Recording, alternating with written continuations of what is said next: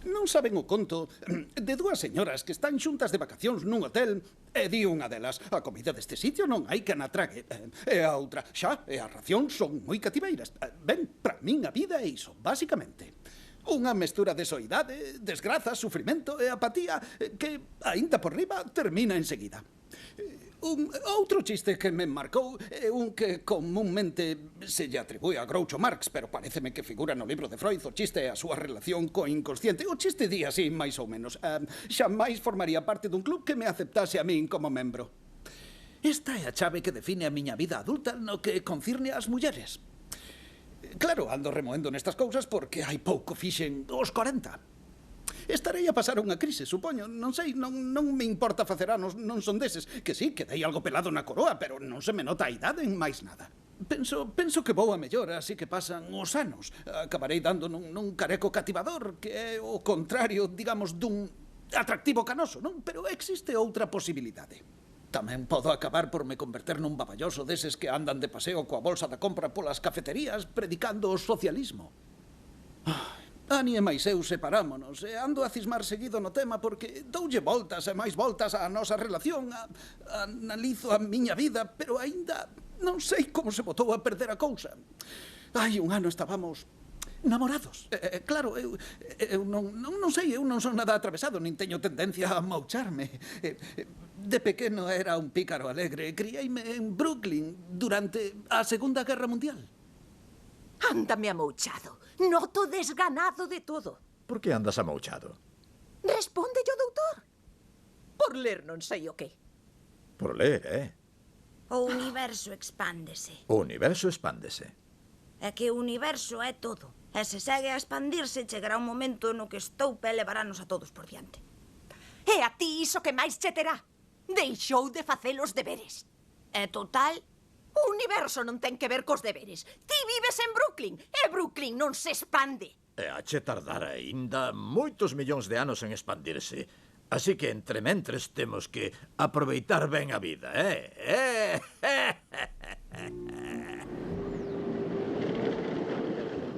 O psicanalista dime que exaxero ao relatar os recordos da infancia, pero xuro que me criei ao pé da montaña rusa de Coney Island, en Brooklyn.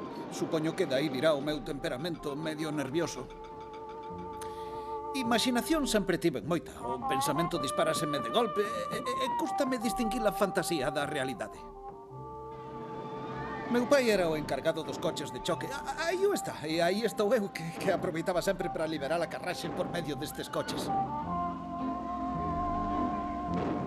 Recórdome ben dos profesores da escola. Hai unha frase que di: os que non saben dan clase e os que non saben dar clase dan gimnasia.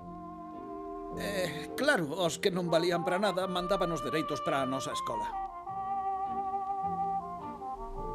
Os meus compañeiros eran medio parvos. Melvin Gringlas, o da cara de rebolo, Henrietta Farrell, que en todo o sabía e todo o entendía, e Iván Ackerman, que non daba unha, ningunha.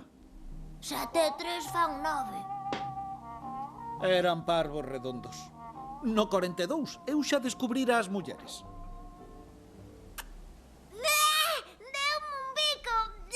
Xa van 2 veces neste mes.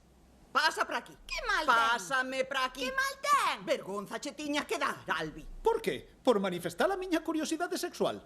Os nenos de 6 anos non andan a pensar nas mozas. Eu sí. Arredamo, Albi. Mesmo Freud aborda o período de latencia. Pois eu non tiven nunca un período de latencia. Que lle vou facer? Ben podías imitar algo a Donald, que sí que é un alumno exemplar. Contalles aí a que te dedicas, Donald. Son o presidente dunha sociedade fiduciaria. Por que camiños levaría a vida aos meus compañeiros? Son o presidente da Pincus, unha empresa de fontanería. Vendo chales para rezar. Eu fun adicto á heroína. Agora boteime a metadona. A min vai mo coiro. Perdínlle a pista aos máis deles e eu acabei de humorista. Non me colleron no exército porque era tan inútil que nin para facer bulto valía. De veras, sí, en caso de guerra só sabería facer de prisioneiro. Non lle sacas máis que defectos á xente. Así de ben che ir á escola, claro. Non casas ben neste mundo.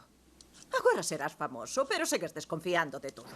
Oíno perfectamente. Bisbou polo baixo. Xudeu. Tito leas. Nada diso. Fui saindo da pista de tenis. Estaba eu canda eles, con ele, coa muller. El mirou para ela, miraron para min e colleu e bisbou polo baixo. Xudeu. Albi, non me sexas paranoico. Como que para... Que culpa teño eu de reparar nos detalles? Mira, fun xantar cuns tipos da NBC e pregunteilles por que levaban un tempo medio de caídos. E dime, Tom Christie, porque non me xurdía a inspiración. Non dixo xurdía de xurdir, saliulle xudía. Xudeu, xudía, comprendes? Xudía. Max, estás... Non me chames Max. Max, acaeche ben. Max, ves conxuracións por todas as partes. Non tal. Atende, o outro día pasei por unha tenda de discos. Eu ben vin que o empregado, así gratecho co pelo louro, estaba a mirar de través para min cando dixo: temos rebaixados os discos de Wagner. Wagner, Max, Wagner. Eu sei o que me quería dicir no fondo. Fixo a énfase no Wagner. O que ti digas, Max. California, Max. Ai, Marchamos dunha vez desta cidade.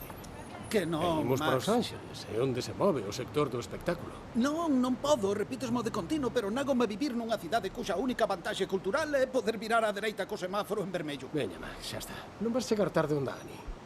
Quedei con ela no Big Man, teño aínda uns minutiños, non?